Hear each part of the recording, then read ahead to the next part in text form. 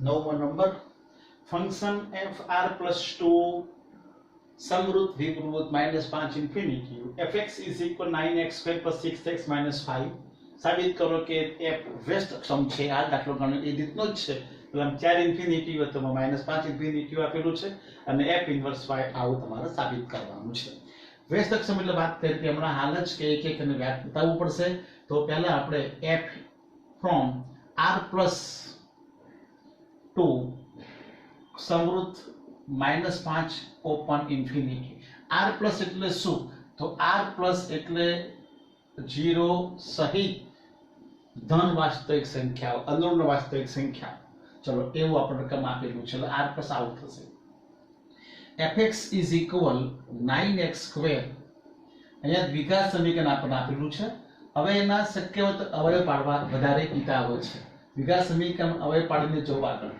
9x² + 6x चलो अंतिम पद कયું મળશે અંતિમ પદ શોધી દઈએ આ પદ આલે પૂર્ણાંક બનાવી દઈએ આપણે અંતિમ પદ એટલે મધ્યમ પદનો સ્ક્વેર અંતિમ પદ બરાબર મ પદનો સ્ક્વેર upon 4 ગુણ્યા પ પદ આ આપણું સૂત્ર અંતિમ પદ બરાબર મધ્યમ પદનો સ્ક્વેર ભાગે 4 ગુણ્યા પ્રથમ પદ તો પ પદ એટલે પ્રથમ પદ મ પદ એટલે મધ્યમ પદ અ પદ એટલે અંતિમ પદ મધ્યમ પદ કયું 6x એનો સ્ક્વેર કરી 36x² 4 प्रथम पद कયું 9x² ઉડી ગયા શું આવ્યો જવાબ 1 તો +1 આ પદાવલી પૂર્ણ વર્ગ બની ગઈ -5 હોવા જોઈએ +1 આવી ગયા તો -6 ઇઝ ઇક્વલ આ પદાવલી કોનો પૂર્ણ વર્ગ બની ગઈ તો આ પદાવલી બની ગઈ 3x + 1 નો હોલ સ્ક્વેર -6 આ આપણો fx मतलब આ fx બોલો આ બોલો એકનો એક પરંતુ આવું આપણે દ્વિઘાત સમીકરણ જેવું આવતું હોય તેને અવયવ પાડી દો તો વધારે અનુકૂળ પડશે દ્વિઘાત સમીકરણ અને પદાવલી પૂર્ણ વર્ગ હોય તો સૌથી સારું ચલો fx થઈ ગયા હવે આપણે એક એક તો છે પણ સાબિત કરવું પડશે તો એની વ્યાખ્યા મુજબ જતું રહેવાનું તો every x1 x2 belongs to પ્રદેશ કયો r પ્લસ મતલબ ધન કિંમતો એટલે 0 સહિત therefore fx1 बराबर fx2 fx1 આમાં જતા રહીએ 3x1 + 1 whole square -6 is equal 3x2 + 1 whole square -6 x2 મૂક્યા fx2 6 6 ઉડી ગયા 3x1 + 1 whole square is equal whole square square square જતા રહ્યા માનાંક થઈ ગયો હવે માનાંક કાઢી દઈશું પ્લસ માઈનસ લાગુ નહીં પડે કેમ નહીં થાય પ્લસ માઈનસ કારણ કે x belongs to શું છે r પ્લસ 0 અને r પ્લસ માં 0 સહિત ધન વાસ્તવિક સંખ્યાઓ છે मतलब માઈનસ નહીં આવે ચલો એક એક જતા રહે 3 3 જતા રહે x1 બરાબર x2 therefore f કેવું વિધેય તો f એ 1 1 છે એક એક થઈ ગયું હવે શું શોધીશું વ્યાપ્ત ચલો વ્યાપ્ત માટે આપણે બીજી વ્યાખ્યા લેવાની કઈ બીજી વ્યાખ્યા fx બરાબર y વાળી તો એવરી y belongs to સપ્રદેશ કયો સપ્રદેશ તો -5 થી ઇન્ફિનિટી માટે હવે આ જે છે તે y કહી દેવાનું પણ આ એટલે કોણ તો આ રેજ તો 3x + 1 whole square -6 is equal y કોને કરતા બનાવી દેવાનો x ને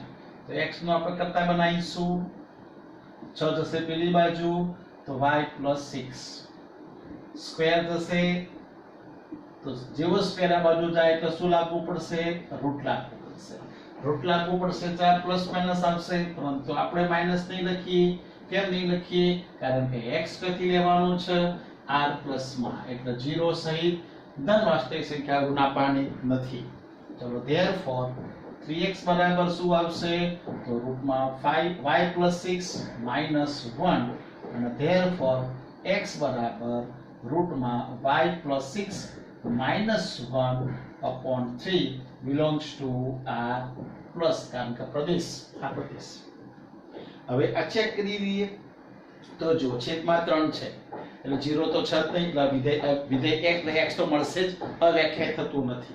y ની કિંમત સમતલા બાની તો -5 થી ઇન્ફિનિટી ની વચ્ચે -5 હોઈ શકે, તો તે -5 મૂકો જુઓ તો -+6 તો -5 + 6 મતલબ શું થાય 1 થાય, તો આ જવાબ 0 થઈ ગયો જુઓ.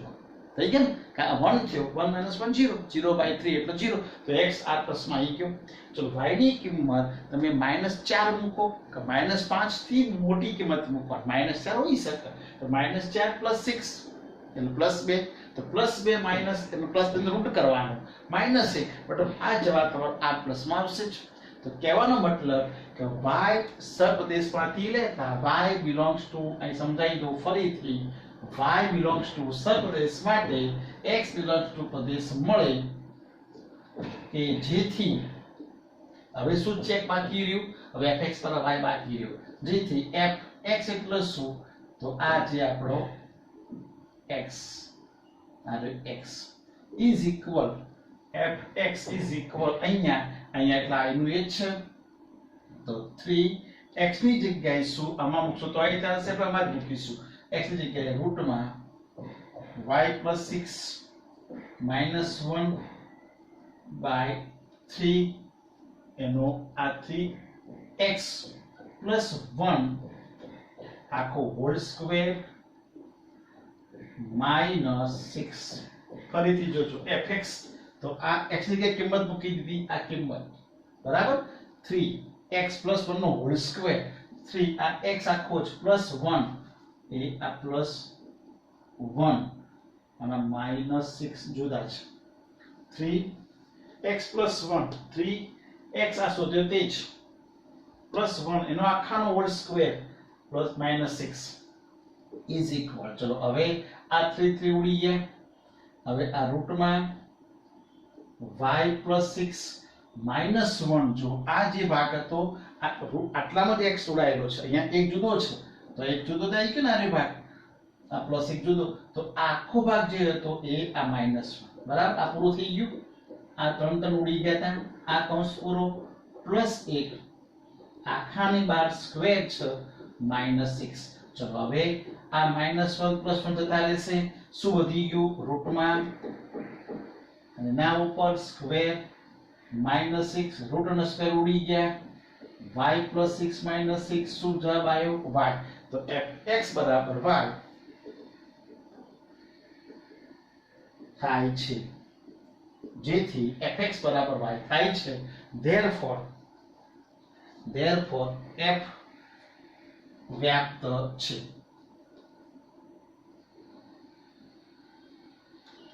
therefore f એ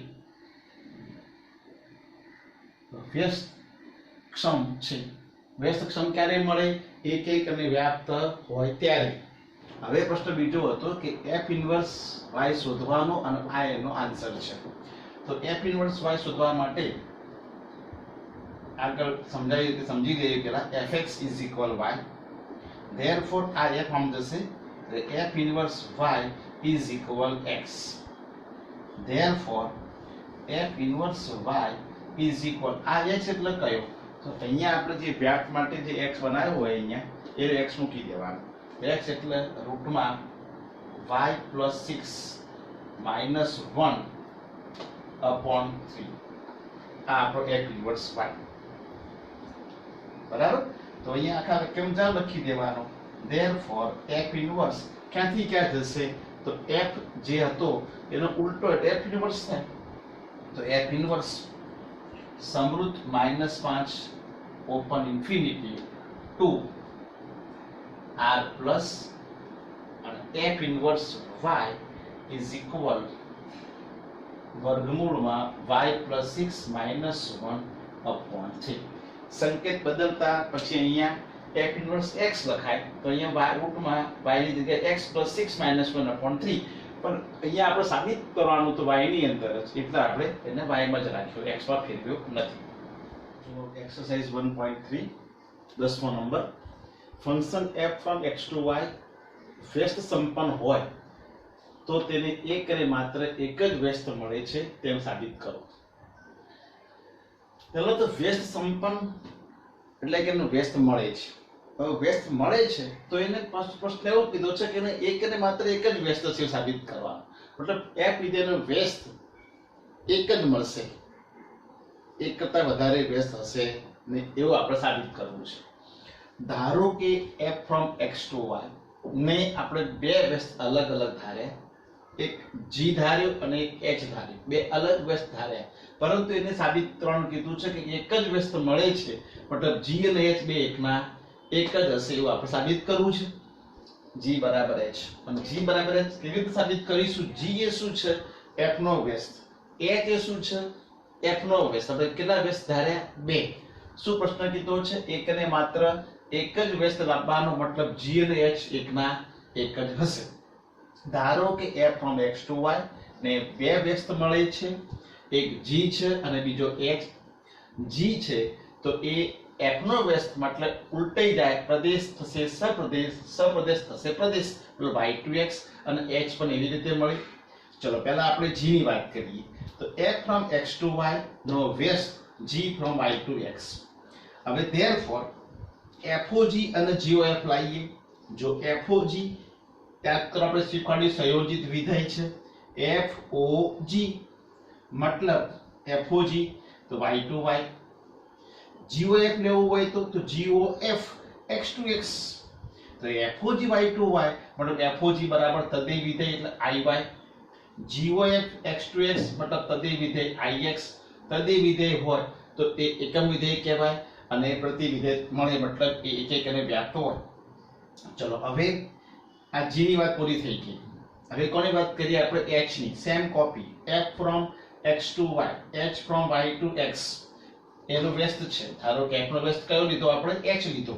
આ g માટે વાત પતાઈ દીધી. હવે x, f અને h માટે લીધો foh, foh મતલબ y to y. goh,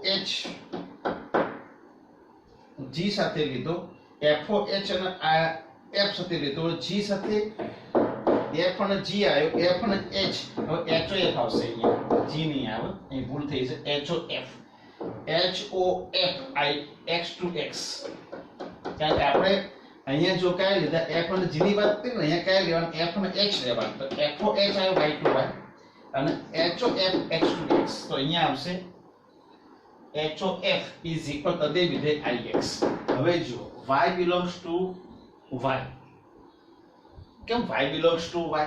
તો જો આ y, x અને y, તો વ્યાપ્તની વ્યાખ્યામાં શું હતું? y belongs to સપ્રદેશ. તો અહીંયા સપ્રદેશ કયો છે? y. મતલબ y ધાર્યો આપણે, y belongs to capital Y માટે gy. આપણે g અને h સાબિત કરવું છે. g બરાબર h મતલબ g માંથી આપણે h કરીએ અથવા h માંથી g કરીએ તો હવે gy લખ્યું. gy is equal g ના g, y એટલે શું? તો ixx. જો ixx હોય તો આપણે x લખતા હતા, યાદ હોય તો ixx મતલબ શું બોલાય? x. તો y બોલવું હોય તો iyy. તો g ના g, iy એટલે શું? તો અહીંયા જોઈ લો iy. iy એટલે શું લખી શકાય? fog લખી શકાય, બીજું શું લખી શકાય? foh લખી શકાય. બરાબર. ચલો અહીંયા iy એટલે fog પણ લખાશે, foh લખાશે. તમે સમાથી જો છો, g માંથી જઈએ છીએ, શું લાવવું છે આપણે? h. એટલે g માંથી h લાવવું છે, તો આ h વાળો નથી, આ શું છે? h વાળો, માટે આપણે foh લખ્યું, fohy. હવે આપણે આગળના થિયરીમાં ભણી ગયા કે ઇન્ટુ હોય એ દૂર કરવું હોય તો o લગાવો, અને o દૂર કરવો હોય તો ઇન્ટુ લગાવો. અહીંયા આપણે o લગાવી દીધો તો gofohy. હવે આ ભેગું કરી gofohy.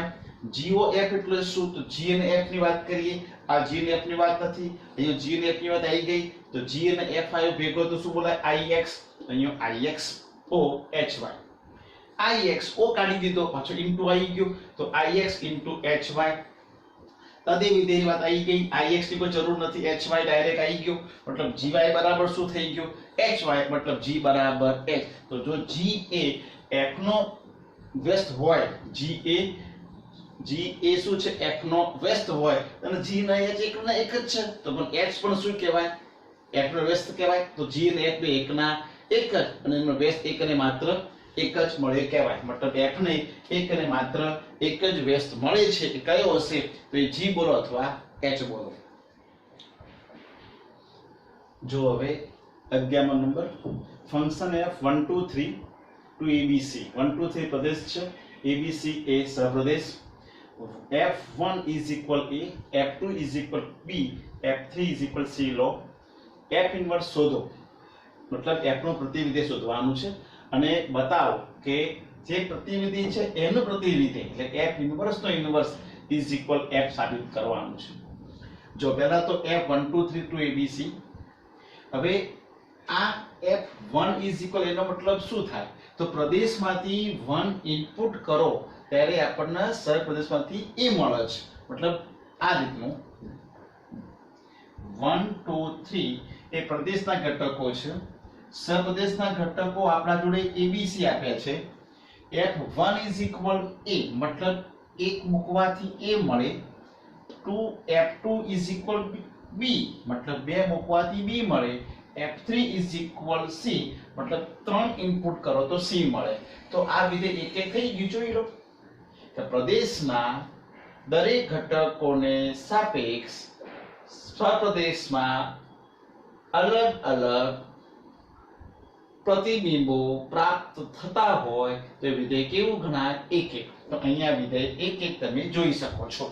તો અહીંયા આ રીતે લખી દીધું f1a 2b આપ્યું છે મુજબ 3c, એટલે આ જે છે ને આ એને શું કહેવાય f1, આપણે આગળ વાત કરી એને શું કહેવાય f2 અને આ શું છે તો f3.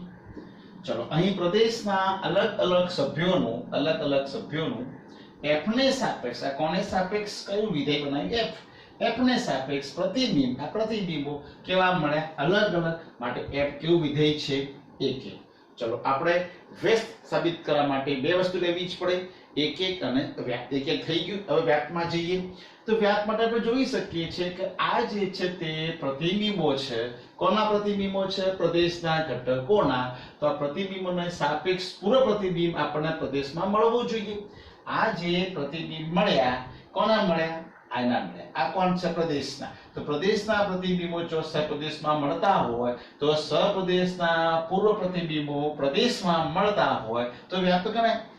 તો અહીં every y belongs to સહપ્રદેશ, આ બધા y belongs to કયું છે આ સહપ્રદેશ, માટે પૂર્વ પ્રતિબિંબ આ બધા કોણ છે પૂર્વ પ્રતિબિંબ, આ કોણ પ્રતિબિંબ, તો પૂર્વ પ્રતિબિંબ પ્રદેશ x માં મળે છે, એટલે x મળે છે, તથા વિસ્તાર બરાબર સહપ્રદેશ. જો આ વિસ્તાર જો કયો છે abc, સહપ્રદેશ કયો છે abc, મતલબ વિસ્તાર અને સહપ્રદેશ સરખા છે, માટે f કેવું થઈ ગયું વ્યાપ્ત.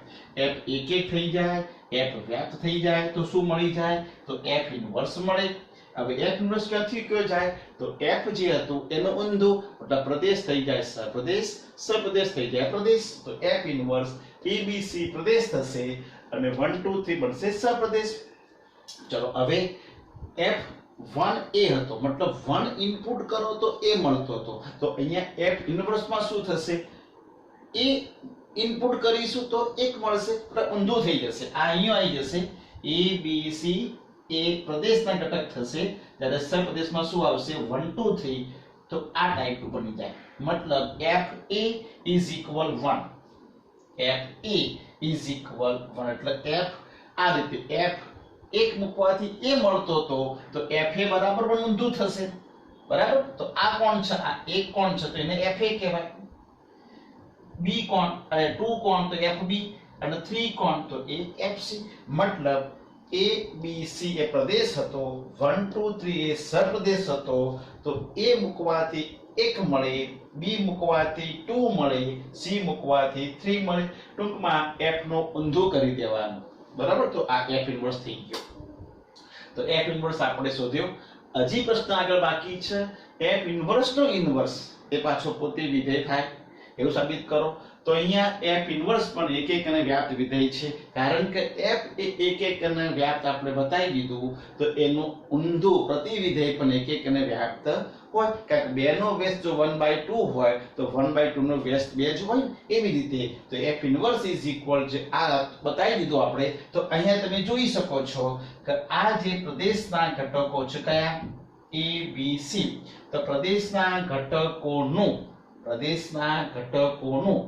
f ને સાપેક્ષ પણ અહીંયા કોણ છે f ઇન્વર્સ, તો f ઇન્વર્સ ને સાપેક્ષ અહીં જોજો પ્રદેશના અલગ અલગ સભ્યોનું f ઇન્વર્સ ને સાપેક્ષ પ્રતિબિંબ કેવા મળે, અલગ અલગ કયા અલગ અલગ 1 2 3 માટે f ઇન્વર્સ કેવું વિધેય ગણાય 1 1, તો f ઇન્વર્સ 1 1 થઈ ગયું. આ રીતે લખી દેવાનું ટૂંકમાં, કારણ કે f નું પ્રતિવિધેય f ઇન્વર્સ છે, f ઇન્વર્સ નું પ્રતિવિધેય f થાય, તો આપણે આ રીતે બતાવી દીધું કે f ઇન્વર્સ કેવું થઈ ગયું 1 1. ચલો 1 1 થઈ ગયું વ્યાપ્ત માટે. તો આ કીધું એ રીતે કે f ને સાપેક્ષ આ તો પતી ગયું. હવે વ્યાપ્ત માટે every y belongs to સપ્રદેશ, તો અહીંયા y belongs to આ સપ્રદેશ 1 2 3, તો એના માટે એના પૂર્વ પ્રતિબિંબો a b c જે પ્રદેશમાં મળે છે માટે f ઇન્વર્સ કેવું થઈ કહેવાય વ્યાપ્ત. કારણ કે 1 2 3 જોજો પાછળવાળા એ શું છે, સપ્રદેશના ઘટકોમાંથી લીધેલો વિસ્તાર છે. તો આ વિસ્તારને સાપેક્ષ પ્રદેશના ઘટકો એટલે કે પૂર્વ પ્રતિબિંબો અલગ અલગ મળે છે. મતલબ પ્રતિબિંબો 1 2 3 હતા, તો પૂર્વ પ્રતિબિંબ કયા મળ્યા abc, અને abc જે છે એ પ્રદેશ હતો, 1 2 3 એ આપણો વિસ્તાર હતો. વિસ્તારના સપ્રદેશ 1 ના 1 થઈ ગયા માટે f ઇન્વર્સ પણ કેવું ગણાય વ્યાપ્ત ગણાય. તો f ઇન્વર્સ 1 1 થઈ ગયું અને વ્યાપ્ત થઈ ગયું. તો એ લખી દીધું f ઇન્વર્સ 1 1 અને વ્યાપ્ત છે. માટે f ઇન્વર્સ નો શું મળશે, વ્યસ્ત મળશે. તો f ઇન્વર્સ નો વ્યસ્ત મળે, તો f ઇન્વર્સ નો વ્યસ્ત ક્યાંથી ક્યાં જશે, તો જેમ f નો વ્યસ્ત આપણે લીધો આ f છે એનો વ્યસ્ત આ f ઇન્વર્સ લીધો એ ક્યાંથી ક્યાં ગયો ઊંધો, તો પછી f ઇન્વર્સ નો વ્યસ્ત ક્યાંથી ક્યાં જશે, તો f ઇન્વર્સ નો વ્યસ્ત f ઇન્વર્સ નો ઇન્વર્સ 1 2 3 એ પ્રદેશ બની જશે અને abc બની જશે સપ્રદેશ ઊંધું. ચલો હવે f ઇન્વર્સ નો ઇન્વર્સ ઇઝ ઇક્વલ, જેમ આપણે અહીંયા લખીતું કે 1 મૂકવાથી a મૂકવાથી 1 મળે, તો અહીંયા 1 મૂકવાથી a મળે, b મૂકવાથી 2 મળે, તો અહીંયા 2 મૂકવાથી b મળે, 3 મૂકવાથી c મળે. તો આ કયો આવ્યો f ઇન્વર્સ. તો આ f ઇન્વર્સ તમે જુઓ અને આ આપણો f જુઓ, એકના એક જ છે. મતલબ f ઇન્વર્સ નો ઇન્વર્સ એટલે f ઇન્વર્સ નું પ્રતિવિધેય ઇઝ ઇક્વલ f, એનો મતલબ છે f ના પ્રતિવિધેયનું પ્રતિવિધેય ઇઝ ઇક્વલ વિધેય પોતે. ચલો નંબર 13 મો દાખલો, function f from r to r, f from r to r fx is equal 3 minus x ઘન, એટલે કૌંસની બહાર 1/3 ઘાત આપેલી છે. તો f(fx) is equal ખાલી જગ્યા. સારો પ્રશ્ન 11મા ધોરણમાં પણ આ દાખલો હતો જ. 11મા ધોરણ ટેક્સ્ટ બુકમાં જોઈ લેજો, એમાં દાખલો પૂછાઈ ગયેલો, પેપરમાં હતો. સૌપ્રથમ f ક્યાંથી ક્યાં જાય છે, તો f r to r છે, f from r to r, therefore f of r to r જ થાય. તો બીજો f પણ r to r, મતલબ f of r to r. fx આપણને આપી દીધું છે. ચલો f of fx શોધવાના છે. તો f of fx is equal f of fx કહેવાય. fx એટલે કેટલા, તો 3 minus x ઘન raised to 1/3. આ કોનો જવાબ લખ્યો fx નો, આ એનો કૌંસ આવી ગયો. ચલો is equal એને ધારી દઈએ y, એ લખી દઈએ કૌંસમાં, જ્યાં y બરાબર શું ધાર્યું આપણે, તો 3 minus x ઘન જે હતો એના પર 1/3 ઘાત છે, એની જગ્યાએ આપણે શું ધારી દીધું y is equal fy બરાબર શું, જો fx હોય તો આ રીતે લખાય, fy એટલે તો જે x છે તે y મૂકી દઈએ, તો 3 minus y ઘન raised to 1/3 બરાબર. આ fy is equal 3 minus y ને પાછો કાઢી મૂકી, તો y ની જગ્યાએ કિંમત પાછી મૂકી જે ધારી હતી આપણે, તો 3 minus x ઘન raised to 1/3. આ શેનો જવાબ લખ્યો આપણે, એ આ y ની જગ્યાએ લખ્યું જો, આ y ની જગ્યાએ બરાબર. હજી એના ઉપર ઘન તો ખરો જ, જો આ y છે તો y 3 minus x ઘન raised to 1/3 આ y, એના ઉપર 3 ઘાત, તો એ આ છગડીયો કૌંસ કરી એના ઉપર કેટલી ઘાત કરી 3, અને પાછો આખા કૌંસની બહાર કેટલી ઘાત છે 1/3. ઇઝ ઇક્વલ, હવે આ જે છગડીયા કૌંસની બહાર જે 3 ઘાત છે એટલે આ 3 3 તો ઉડી જશે, બરાબર. આ 3 3 નહીં ઉડે, જોજો આ 3 ના ઉડે કારણ કે આ કૌંસની બહાર 1/3 ઘાત છે અને આ પદ ભેગું છે 3 - x ઘન. જ્યારે આ આખું છગડીય કૌંસ આટલો છે એના પર 3 ઘાત છે અને આ 1/3 ઘાત આખા પદની આના બહાર છે, મતલબ આ બે ઉડી જશે. તો વધશે કેટલા? 3 માઈનસ કૌંસમાં 3 - x ઘન. આ ઉડી ગયા એટલે આ કૌંસ વધ્યો એના ઉપર 1/3 ઘાત ઇઝ ઇક્વલ. હવે આ આખો કૌંસ અંદર છોડી દઈએ તો 3 - 3 - પ્લસ x ઘન કૌંસની બહાર 1/3 ઇઝ ઇક્વલ 3 3 ગયા x ઘન એના ઉપર 1/3 ઘાત 3 3 જશે એટલે જવાબ આવશે x. તો fx ઇઝ ઇક્વલ ખાલી જગ્યા તો અહીંયા જવાબ આવશે x. નંબર 14 મો દાખલો.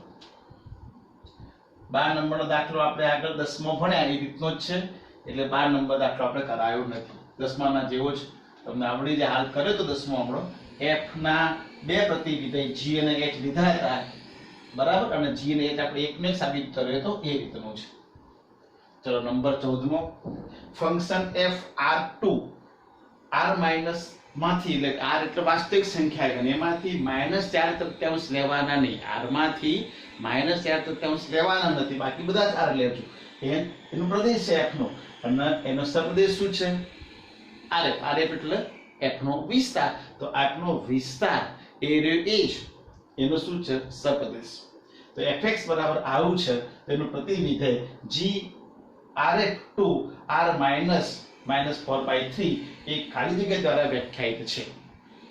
મતલબ આ વિધેયનું પ્રતિવિધેય આપણે બતાવવા આપી દીધું છે એટલે આ વિધેય એક એક અને વ્યાપ્ત છે એમાં આપણે પડવાની જરૂર નથી, કારણ કે પ્રતિવિધેય શોધવાનું પૂછી લે કે પ્રતિવિધેય શક્ય હોય તો શોધો, મતલબ પ્રતિવિધેય મળે બી ખરું અથવા ન પણ મળે તો આપણે એક એક અને વ્યાપ્ત ચકાસવું પડે. એ કહી દીધું છે પ્રતિવિધેય તમારી જોડે આવી ગયું છે અને કયું છે બતાવો, મતલબ પ્રતિવિધેય મળે છે.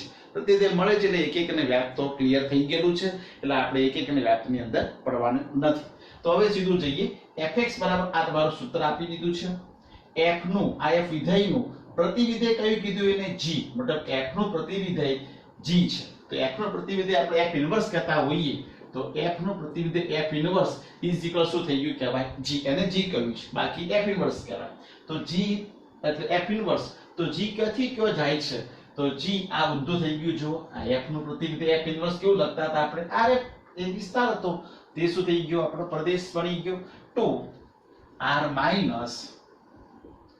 -4/3, બરાબર. આ g પણ g એ કોણ છે? f નું પ્રતિવિધેય છે. ચલો આવું થઈ ગયું. કયા દ્વારા વ્યાખ્યાયિત છે? હવે આપણે આગળ પ્રતિવિધેય માટે ભણ્યા હતા કે એવરી y belongs to સહપ્રદેશ. એવરી y belongs to સહપ્રદેશ. સહપ્રદેશ એટલે કયો સહપ્રદેશ? અહીંયા rf વિસ્તાર. તો અહીંયા છે rf માટે અનુરૂપ x belongs to પ્રદેશ. પ્રદેશ કયો અહીંયા? તો r -4/3 મળે કે જેથી fx બરાબર y થાય. તો f કેવું કહેતા હતા? વ્યાપ્ત કહેતા હતા. તો થાય. તો હવે આપણે શું શોધવાનું? x જ શોધવાનું. તો therefore જે પેલો fx છે એને આપણે y કહી દઈએ અને therefore fx એટલે શું રકમ મુજબ આપ્યું છે? 4x/3x + 4 અને ઇઝ ઇક્વલ ટુ લીધા y. ચલો ચોકડી ગુણાકાર કરી દીધો 3xy + 4y. x ના કરતા બનાવીશું x 3xy વાળું પદ આ બાજુ આવશે 4y. ચલો હવે therefore આમાંથી કોમન શું કાઢીશું? x. શું વધશે અંદર? 4 - 3y is equal 4y. therefore x ના કરતા બનાવી દઈએ તો 4y/4 - 3y. આ x મળ્યો. જે x માંથી મળે? પ્રદેશમાંથી. આપણે વ્યાપ પટ શોધવાની જરૂર નથી, સીધું આપણે પ્રતિવિધેય શોધવાનું છે. તો આ x મળી ગયું. belongs to શું લખીશું? પ્રદેશ. ચલો therefore fx બરાબર y ઇમ્પ્લાય શું લખતા હતા? f ઇન્વર્સ y બરાબર x કહેતા હતા પ્રતિવિધેય માટે. ચલો ઇમ્પ્લાઇઝ હવે f ઇન્વર્સ એટલે શું છે? તો f ઇન્વર્સ એટલે શું લીધું આપણે? g. કેમ g લેવો પડ્યો? અહીંયા આપ્યું છે f નું પ્રતિવિધેય g લખ્યું છે માટે, બાકી આપણે f ઇન્વર્સ જ રાખતા હતા. ચલો અહીંયા gy is equal x અને x એટલે શું? તો x એટલે આ જે આવ્યું તે 4y upon 4 minus 3y.